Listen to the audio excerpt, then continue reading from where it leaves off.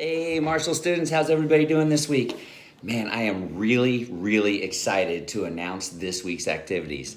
As you saw by the title of this video, we are having this year John Marshall's 2020 Virtual Field Day. It's not going to be the same as our regular normal track and field day, but it will be really fun. This year, what's going to happen is we have over 20 games for you to play.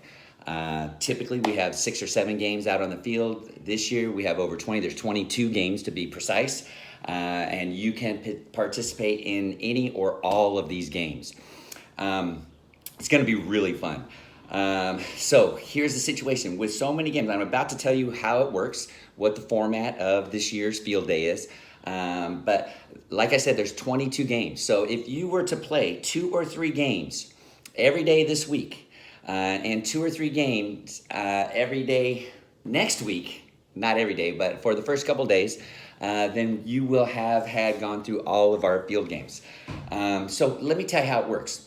This week, when you get your information from your classroom teacher, what's going to be on that information from PE is there's going to be a few links for our virtual field day. Now, there's going to be link number 1. You already found it, because link number 1 takes you straight to this video. This is our instructional video for our virtual field day. So you've already gotten there partially. So there's going to be another. Now, once you have finished watching this demonstration video, this instructional video, I want you to click on the second link. And the second link will take you to the game demonstration videos. There is a short 1 minute or so video for each game. For instance, the first game on the list is Backboard Banquet. So what I want you to do is I want you to go to this video. I want you to start the video and watch it. And we'll just watch this short 1 minute video. Welcome to Open National Field Day. I'm Open National Trainer William Potter, and this is Backboard Banquet. Get ready. You'll need 5 large sock balls, a laundry basket or a bucket, and a wall or flat surface. Get set. Roll up the socks to make sock balls.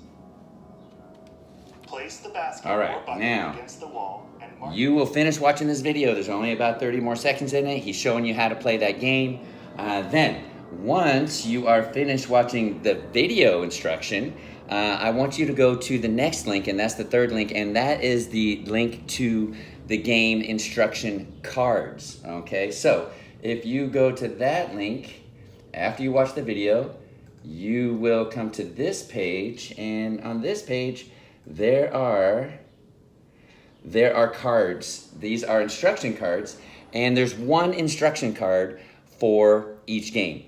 Now, you don't have to print these up. You can just look at them, and what I want you to do is I want you to read the instructions for the game. First, you watch the video.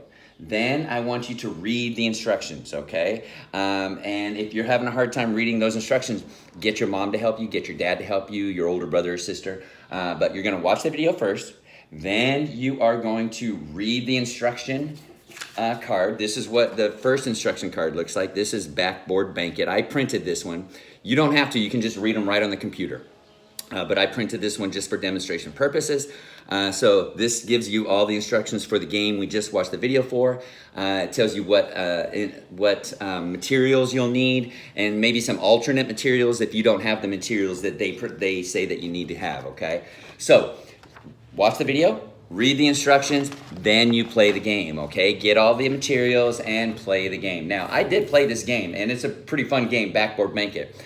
So what you're gonna do is after you play the game, you're gonna want to keep your scores, okay? For each of these games, you can keep your scores. Now, there is a third link. On link number 3, you will find that there is, here is the scorecard. And what I did was I printed out my scorecard.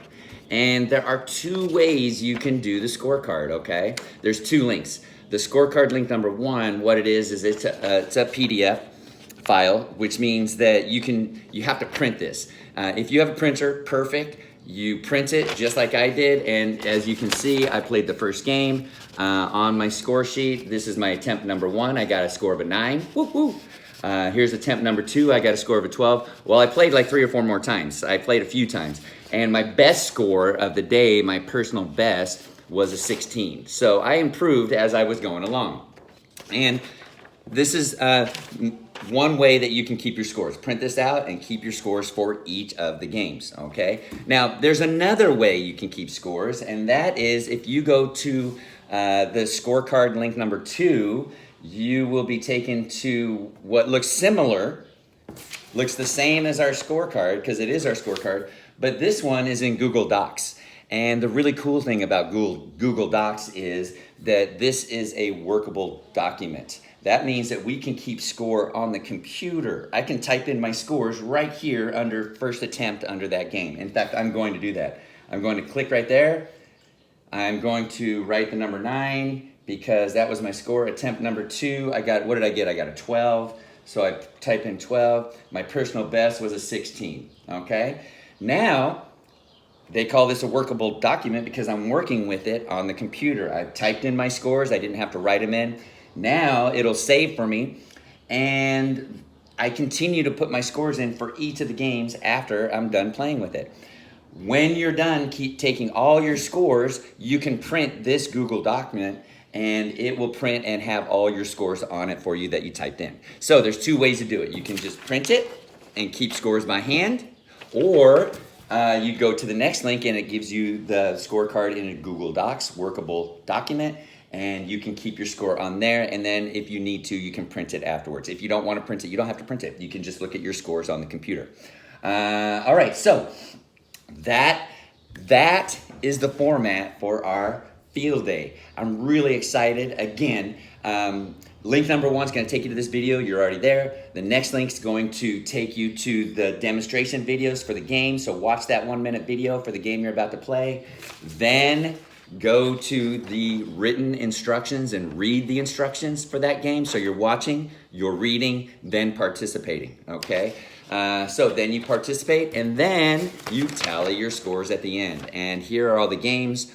You should have, at the end of the week, after you've played 2 or 3 games each day, you should have scores and personal best scores for all of these events, okay?